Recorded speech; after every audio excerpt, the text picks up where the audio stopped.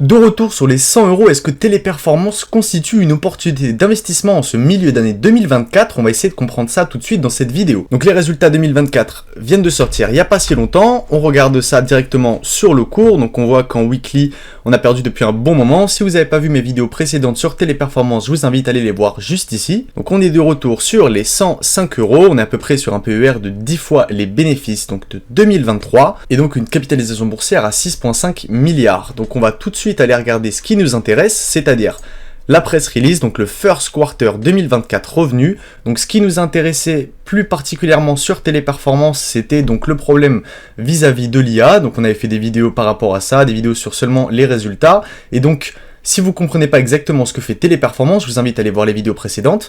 Aujourd'hui, on va uniquement parler de ce qui s'est passé dans le premier quarter 2024. Donc déjà, une très bonne information à prendre en compte, il n'y a pas eu de profit warning sur ce premier quarter, ce qui donc a fait augmenter l'action d'un peu plus de 20 à 25%. Personnellement, j'ai pris position à 84 €, c'est-à-dire à ce niveau-là, donc point le plus bas atteint sur Téléperformance cette année. Et donc, je suis à peu près sur un 4% de portefeuille, ce qui l'a fait monter à peu près 5%, étant donné qu'aujourd'hui, on est à peu près sur 105 € l'action. Alors, pourquoi est-ce que j'ai pris position sur Téléperformance, surtout une aussi grosse position? C'est que personnellement, j'ai étudié les rapports et donc j'ai été plutôt contrariant en pensant que Téléperformance pourrait faire une année 2024 avec une croissance assez modeste, tout en gardant un rendement de 10 fois les bénéfices, c'est-à-dire qu'aujourd'hui, seulement avec un dividende, j'ai un rendement de 4,5%, sachant qu'en plus on prend la croissance en compte, donc au minimum, je pourrais me tirer avec 8% de croissance sur cette année. Et après, évidemment, un retour à la moyenne pour ce genre d'action. Donc,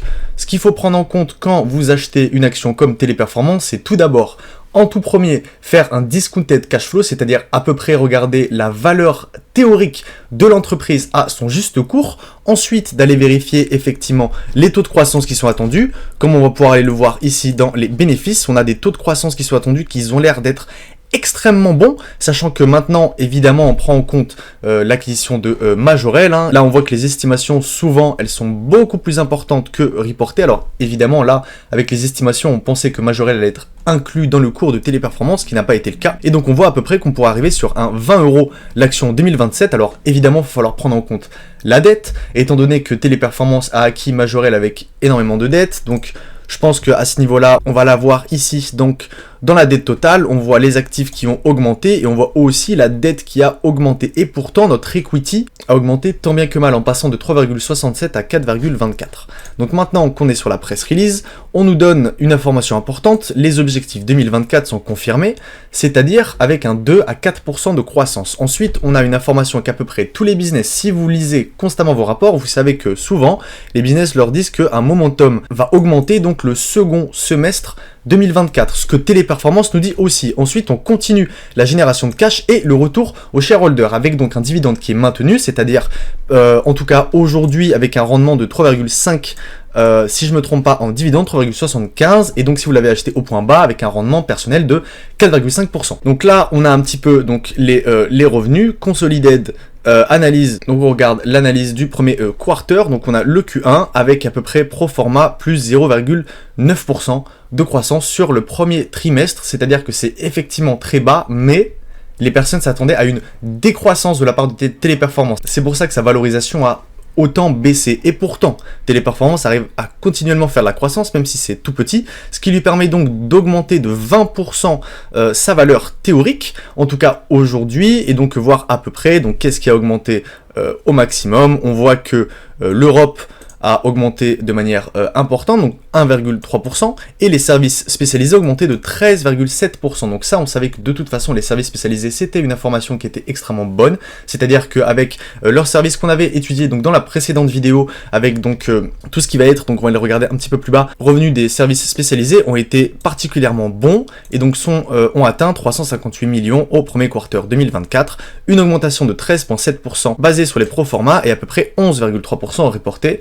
Donc c'est-à-dire en enlevant donc les effets des currency. La différence avec le pro forma, etc., slide, negative currency, comme je vous l'ai expliqué. LanguageLine Solutions, qui est donc la première source de revenus des Specialist Services, reste le plus gros contributeur des services spécialisés en ayant une robustesse de croissance drive par une augmentation de part de marché et une très grosse croissance aux US. L'excellente performance est attribuable le développement de la vidéo et du téléphone, de l'interprétation des solutions et de l'augmentation de la croissance sur les plateformes digitales. Est-ce qu'on a des risques de se faire disrupter sur ce business model-là? On l'avait déjà écouté dans le précédent conference call, quand ils nous ont fait la comparaison avec Google Trad et LanguageLine Solutions, quand ils l'ont acquis en 2015 ou en 2017 si je ne me trompe pas, avec une croissance de plus de 13 ou 15% depuis l'acquisition, donc depuis 2015, qui est extrêmement bon, et on continue de faire une aussi grosse croissance. Malgré donc la baisse, comme on l'avait pu le voir ici, donc dans le Core Service et Dips,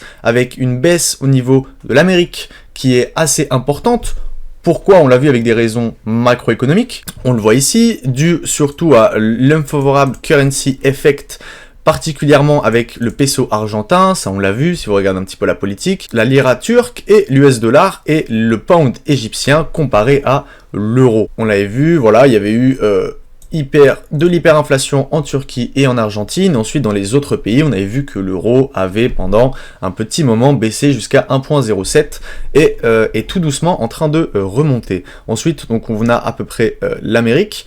On a vu qu'on avait une baisse de 3,1% avec un effet currency, etc. Donc comme on l'avait vu. Et on nous dit aussi une information importante, on a un environnement qui challenge énormément avec une très grosse compétitivité offshore des solutions qui peut continuer à avoir une grosse croissance, particulièrement en Inde pour le marché US où le business profite d'une demande qui continue d'augmenter, surtout avec des prix beaucoup plus attractifs grâce aux monnaies locales comparées à l'US dollar. On voit que cette trend a un effet déflationniste sur le dollar, qui nous donne que ces pays où il y a eu de l'hyperinflation, même si nos activités augmentent, et ben notre revenu diminue. Les services financiers et dans l'automobile ont des très gros risques d'augmentation, avec une augmentation de nouveaux contrats, même si le momentum n'est pas très bon, on voit qu'on a une bonne impact sur les social media et le healthcare vertical. Donc ça, c'est des très bonnes informations qu'il faut prendre en compte. Personnellement, donc je vais rester investi sur cette entreprise. Et donc maintenant, on va regarder un petit peu l'outlook. On nous dit qu'on reste conservateur dans l'approche et qu'on nous pense qu'à peu près grâce au business model et la volatilité de l'environnement, on pourrait donc être particulièrement résilient sur le premier quarter en donnant à peu près des revenus de 2 à 4%, une augmentation de la marge EBITDA de 10 à 20 points de base, ce qui est assez faible en moyenne, c'est-à-dire on arriverait à 15% de marge EBITDA, ce qui est totalement bon pour ce genre d'entreprise, et donc vous le voyez aussi qu'avec des marges aussi bonnes, pas de baisse de marge, une augmentation de marge, même si c'est assez faible, c'est-à-dire qu'on arrive à les garder stables et on arrive continuellement à augmenter notre revenu. Aujourd'hui, effectivement, même si on a énormément d'inquiétudes par rapport à l'IA, etc., qui pourrait arriver dans ce genre de business, aujourd'hui, on ne laissera jamais une IA conversationnelle parler avec toutes les personnes dans notre business model. Et donc, comme il nous le dit après, on estime à peu près une augmentation du business sur la seconde moitié de 2024 avec un favorable base de comparaison. Comme je vous l'ai dit au départ, on attend donc une croissance sur la seconde moitié de 2024 due à une base assez favorable en comparaison et le nouveau business donc qui est Majorel qui va leur permettre évidemment de faire des synergies et de pouvoir aller chercher de nouveaux contrats. Maintenant, on va regarder un petit peu la présentation. Donc là, on a à peu près les coûts de Majorel qui étaient à peu près de 150 millions, si je ne me trompe pas, donc 50 millions sur 3 ans, et donc à peu près une génération de 150 millions de coûts de synergie à peu près sur 2025. C'est-à-dire qu'en un an, les coûts d'intégration seront entièrement remboursés, voire même une augmentation. Donc robustesse balance sheet, ça on l'avait vu. Donc on est à peu près sur, on l'avait vu, un EBITDA, on va quand même aller un petit peu le regarder sur l'année 2023, combien est-ce qu'on a déclaré d'EBITDA à peu près. On va aller le mettre en annuel à ce niveau-là, on a déclaré un EBITDA d'à peu près de 1,63 milliards, sachant qu'il va augmenter évidemment.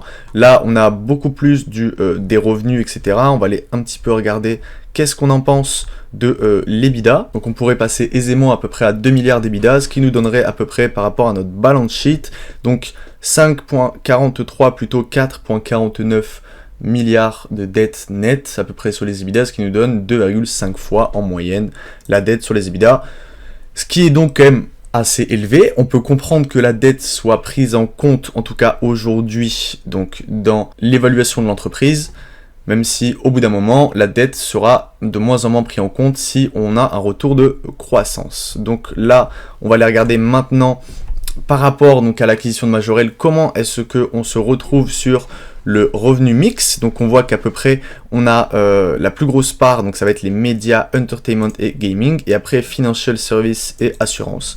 Et donc ensuite on va quand même être énormément diversifié comme on l'était déjà de base, et donc Majorel nous a donc augmenté notre diversification. Et donc là ensuite on voit à peu près les revenus par toutes ces business lines à ce niveau-là. Et donc on voit quand même que Customer Care, ça représente 54% de notre revenu. Il faudrait aller regarder ça par rapport aux dernières présentations qu'il y avait pu avoir sans Majorel. Donc on va aller regarder ça ici, donc dans Financial Presentation. On va aller regarder un petit peu plus dans, hop là, les résultats annuels, la présentation. Comment est-ce que c'est écrit? On va aller regarder ça un petit peu plus loin. Voilà, donc là on a à peu près le split donc par région. On voit quand même que, donc on va aller le mettre à peu près à ce niveau-là. On voit qu'en healthcare on a baissé par rapport à l'acquisition de Majorel. On a eu une augmentation donc dans les médias et dans la finance, on le voit à ce niveau-là. Et ensuite on a beaucoup plus élargi notre cercle, on le voit à ce niveau-là, même si ces deux plus grosses parts ont pris une assez grosse proportion aujourd'hui. Et donc après, en termes de région, géographique, on voit ici que on a augmenté notre présence ici en Europe et aux États-Unis, sachant qu'on ne prend plus, voilà, spécialisé de services qui passe de 17% et LATAM qui passe de 19%. LATAM qui donc va faire son apparition ici, donc dans EMEA et APAC, ou peut-être dans America, je sais plus maintenant comment est-ce qu'ils comptabilisent ça, et donc les services spécialisés qui donc diminuent étant donné que Majorel n'en avait pas, mais avec la croissance que comporte ce service, on va peut-être avoir une augmentation durant les dernières années. Voilà, donc là on voyait à peu près conservation of the cost synerging plans, donc on voit à peu près que ça coûtera 50 millions sur l'année 2024, ou 50 millions sur l'année 2025, et donc on verra qu'on sera rapidement remboursé. Et ensuite on a l'outlook, comme je vous l'avais montré un petit peu plus bas. Après on a un robust sheet où ils nous disent leverage à peu près à un petit peu moins que 2 fois les EBITDA, donc net debt to EBITDA ratio, donc comme je vous l'ai montré, donc on va peut-être avoir un EBITDA un petit peu plus supérieur que 2 milliards, peut-être 2 milliards 2 alors, je pense en moyenne pour à peu près être à 2 fois les EBITDA sur notre dette net, sachant qu'on prend donc en compte notre cash net. Combien est-ce qu'on a de cash net à peu près? On est à peu près 1 milliard de cash net, ça va, on a quand même beaucoup de créances aussi, il faut aller s'en rendre compte, mais donc on est sur une entreprise qui a l'air d'être en moyenne bien gérée comme on avait pu le voir, qui a donc sur le plan du balance sheet assez bon, continue à avoir un minimum de croissance même si assez bas, donc on voit que évidemment le cours a été réajusté en fonction d'eux, mais maintenant avec donc un bon rendement en dividendes, on continue d'aller investir dans notre outil de production, le nombre d'actions n'augmente pas, et voire peut-être même va diminuer, donc on est sur une entreprise qui aujourd'hui s'en sort plutôt bien. Si vous appréciez ce genre de vidéo, n'hésitez pas à mettre un like et à vous abonner à ma chaîne, et moi je vous dis à bientôt.